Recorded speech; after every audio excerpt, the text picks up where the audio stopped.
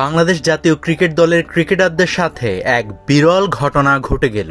সংযুক্ত আরব আমিরাত থেকে আফগানিস্তানের বিপক্ষে ওয়ানডে সিরিজে বাজেভাবে হোয়াইট ওয়াশ হয়ে গত রাতে দেশে ফিরেছে ক্রিকেটাররা। তবে এরপর দেশের মানুষের রোষানলে পড়ে দলের অনেক ক্রিকেটার। জাতীয় দলের ক্রিকেটারদের কেবল শারীরিকভাবে আঘাত করা বাকি রেখেছিল বিমানবন্দরে অবস্থানরত মানুষরা।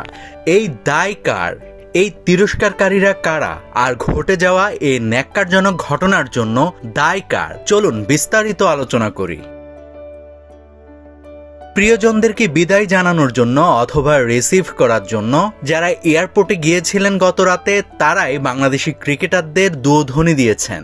একই সাথে এখানে কিছু ক্রিকেট ফ্যানও ছিল যারা কেবলমাত্র এই তিরস্কার জানানোর জন্যই বিমানবন্দরে গিয়ে হাজির হয়েছিলেন। এর আগে বিভিন্ন সময়ে আমরা একই রকম ঘটনা দেখেছি, কিন্তু সেটি ছিল নির্দিষ্ট ক্রিকেটারের বিপক্ষে প্রকাশিত কোনো আক্রোশ। তবে এবার যা ঘটল তা বড্ড বিরল। এবার গোটা দলই তিরস্কারের সম্মুখীন হয়েছে ভক্তদের। এখন আপনি বলতেই পারেন, আফগানিস্তানের বিপক্ষে বাংলাদেশের যে লজ্জাজনক পারফরম্যান্স, এরপর ভক্তদের তরফ থেকে কঠিন প্রতিক্রিয়া দেখানোটা অস্বাভাবিক কিছু না। ব্যাপারটা সঠিক না ভুল সেদিকে না গিয়ে বলতে হবে যে উপমহাদেশের ক্রিকেটের এটাই বাস্তবতা। কেবলমাত্র আবেগের জোরে ক্রিকেট উপমহাদেশের দেশগুলোর এক নম্বর ব্র্যান্ড। তাদের আবেগকে পুঁজি করেই এত স্পন্সর, টিআরপি আর ক্রিকেটারদের নানান ব্র্যান্ডের সাথে এন্ডোর্সমেন্ট। ক্রিকেট ভক্তদের এই তিরস্কার তাদের সে আবেগেরই অংশ।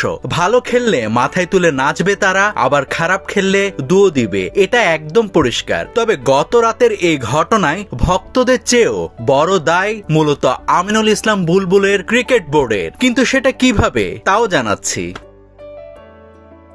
টাইগাররা সবশেষ ওয়ানডেতে আফগানিস্তানের বিপক্ষে 30 ওভারও খেলতে পারেনি, তাই ভক্তরা হয়তো ধৈর্যের শেষ সীমায় পৌঁছে গিয়েছিলেন। সেটার বহিঃপ্রকাশ ছিল গত রাতে বিমানবন্দরে। এখন ব্যাপার হচ্ছে, এই সকল আবেগী ভক্তরা খেপে গিয়ে এবার এয়ারপোর্টে যেতে পারে এমন একটা আভাস কিন্তু আগে থেকে পাওয়া যাচ্ছিল। আর ভক্তরা যখন খেপে থাকে তখন যে কোনো কিছু হতে পারে। গতকাল বিক্ষুব্ধ ক্রিকেট দলের ভক্তরা কেবলমাত্র ডিম মারা বাদ রেখেছিল ক্রিকেটারদের। এই ঘটনা আরেকটু এগুলে তারা ক্রিকেটারদের গাড়িতে ইটও মারতে পারত।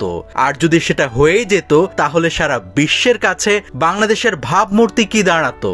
তখন বড় দলগুলো সফরে আসতে চাইতো না। ঠিক এই জায়গাটাতে ক্রিকেটারদের নিরাপত্তা বাড়ানোর দায়িত্ব ছিল ক্রিকেট বোর্ডের। ঠিক সেই জায়গায় বুলবুলের বিসিবি সম্পূর্ণ ব্যর্থ।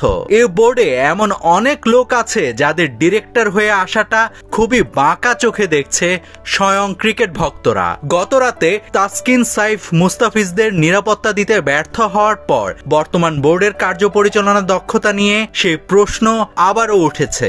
বিসিবি কি পারবে এই দায় এড়াতে? নাভিদ হাসান, সোনালী নিউজ।